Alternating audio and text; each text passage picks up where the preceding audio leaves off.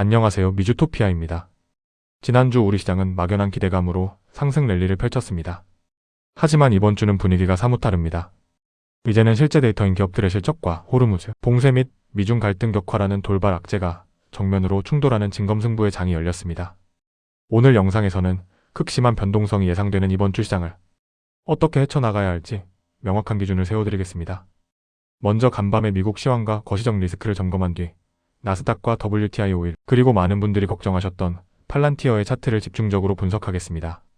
마지막으로 이번 주 시장의 향방을 가를 4월 셋째 주 1분기 핵심 실적 발표 일정까지 깔끔하게 정리해드리겠습니다. 영상 끝까지 시청하시고 험난한 시장 속에서 흔들리지 않는 투자 원칙을 다져가시길 바랍니다. 먼저 시황부터 짚고 넘어가겠습니다. 현재 시장의 가장 큰 뇌관은 단연치 정학적 리스크입니다. 호르무즈 해협 봉쇄가 현실화되어 유가가 100달러를 돌파한다면 나스닥은 직격탄을 맞을 수밖에 없습니다. 여기에 트럼프가 이란에 무기를 공급하는 중국에 50% 관세를 매기겠다고 선언하면서 중동의 불길이 미중 무역 전쟁으로 번질 가능성까지 대두되고 있습니다. 하지만 결론부터 말씀드리겠습니다.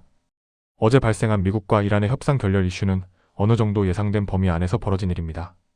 따라서 시장의 방향성을 완전히 꺾어버리는 추세적 하락보다는 단기적인 충격으로 받아들이시는 것이 맞습니다.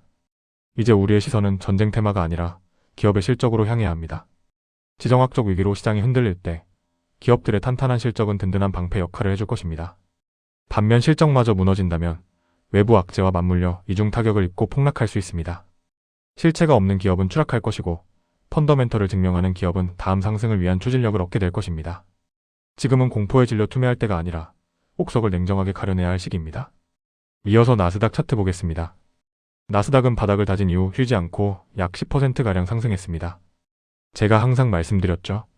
한 번의 리테스트 구간을 거치고 올리는 것이 정석이기 때문에 절대 추격 매수는 하지 마시라고 당부드렸습니다. 이번 미국과 이란의 협상 결렬 뉴스로 인해 드디어 첫 번째 리테스트 구간이 만들어질 것입니다.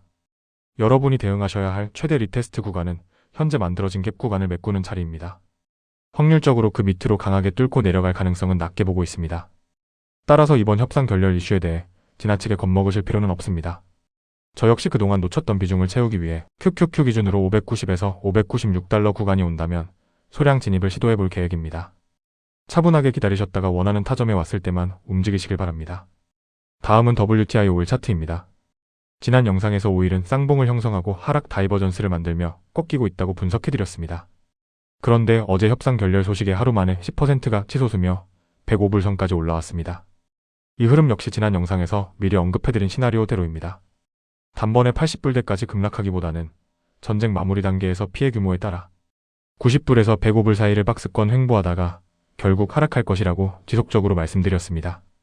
트럼프는 인플레이션 방어를 위해 유가가 100불 위로 안착하는 것을 절대 허락하지 않을 것입니다. 그에게는 유가를 누를 수 있는 카드가 아직 많이 남아 있습니다. 따라서 유가가 일시적으로 치솟을 때 시장이 흔들린다면 오히려 그것을 주식 추가 매수의 기준점으로 삼으시길 바랍니다. 오일이 여기서 계속해서 우상향할 것이라는 리스크는 이제 크게 신경 쓰지 않으셔도 좋습니다. 오늘은 개별 종목 중에서도 주주분들이 가장 마음고생을 하셨을 팔란티어를 집중적으로 보겠습니다. 지난주 금요일장 초반 분위기는 정말 험악했습니다. 장중 5% 넘게 급락하며 122달러 선까지 곤두박질 쳤죠. 멘탈이 흔들리신 분들 많으셨을 겁니다. 그런데 장중의 흐름을 완벽하게 뒤집는 강력한 트리거가 등장했습니다. 바로 트럼프 전 대통령의 SNS 언급이었습니다.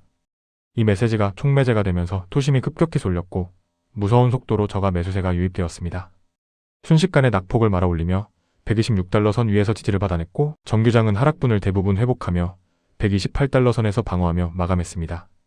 저도 기존에 진입했던 물량 정도를 124달러 선에서 소량 추가로 담았습니다. 하지만 그 밑으로는 100불이라는 강력한 지지선이 오기 전까지는 더 이상 추가 매수를 하지 않을 계획입니다. 이제는 올라가면 그대로 두면서 여유롭게 수익 실현을 할 예정입니다. 여러분, 트럼프가 특정 개인 기업에 대해 공개적으로 언급하는 일은 흔치 않습니다.